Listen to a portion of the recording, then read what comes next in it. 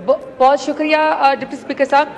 Deputy speaker साहब please ये ना कहें कि पॉइंट ऑफ ऑर्डर पे भी मैं 2 मिनट बात करूं। मैंने बड़े दिनों के बाद आपसे फ्लोर लिया है सर। मैं सिर्फ पहले अपने उससे शुरू करना चाहती हूं सर। मेरे इलाके में हैं बस्ती कोसा मामूरी के हेड कांस्टेबल नज़र अब्बास साहब सर, जो कच्चे के इलाके में गोलियों से शहीद हुए थे। ये पुलिस कांस्टेबल थे और सर इनका रहीम यार खान में 12 जो पुलिस शहादा थे जिन्होंने सीने के ऊपर गोलियां खाई थी।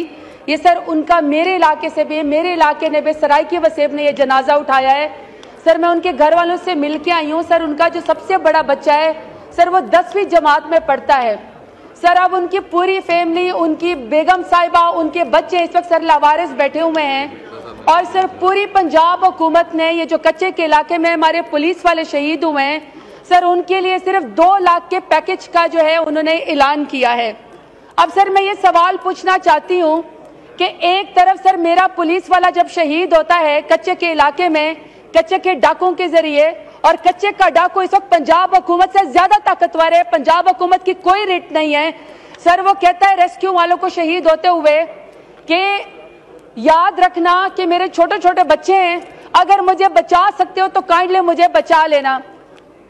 मेरी अपनी पार्लियामेंट्री उससे गुजारिश है कि काइंडली आप लोग प्लीज अपनी सीटों पे बैठ जाएं। काइंडली जैन साहब प्लीज।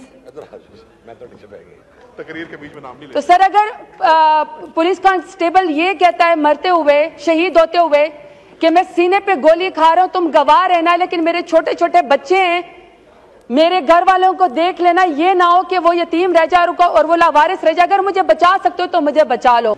तो सर वो कच्चे का डाकू उनको फोन करके कहता है होम डिपार्टमेंट को कि आपने जो मेरे सर की कीमत 1 करोड़ रुपए लगाई है ये तो जरा ज्यादा है या कम है। आगे से सर होम डिपार्टमेंट का ऑफिसर उसको कहता है कि मुझे आपके जज्बात का बड़ा ख्याल है। सर मैं यहाँ पे पूछना चाहती हूँ कि कच्चे के डाकू के जज्बात का आपको ख्याल है, लेकिन सर ये जो मेरे सराइकी वसेब का और पंजाब में जो 12 शहादा पुलिस कांस्टेबल जिन्होंने सीने के ऊपर गोलियां खाई है सर, उसकी फैमिली के जज्बात का ख्याल किसने रखना है?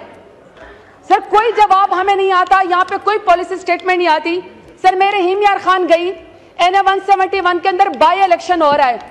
हमारे यहाँ पे ऑनरेबल एमएनए बहुत ही सर सीनियर फेलो थे, वो यहाँ पे वफात पा गए, तो उनका बेटा हसन मुस्तफा एडवोकेट वहां पे इलेक्शन लड़ रहा है सर। मैं वहां पे गई, उससे 1 दिन पहले आप अंदाजा लगाए कि कलेक्टेड हमारी MPA हैं साहिबा कंवल साहिबा सर, उसके ऊपर कातलाना हमला होता है। वो जाती हैं, मियां गौस साहब हमारे MNA जाते हैं, पूरी के पूरी हमारी PTI के MNA MPAs वहां पे जाते हैं, पुलिस के आगे खड़े होते हैं कि ये साहिबा बीबी के ऊपर कातलाना हमला हुआ, इसके ऊपर FIR दर्ज करें। सर 4 घंटे होते हैं, कातलाना हमले के बाद FIR दर्ज नहीं होती। और आपको पता है सर FIR किसके खिलाफ दर्ज हो जाती है? हमारी ही PTI के कारकुनान के खिलाफ जो है वो FIR दर्ज हो जाती है।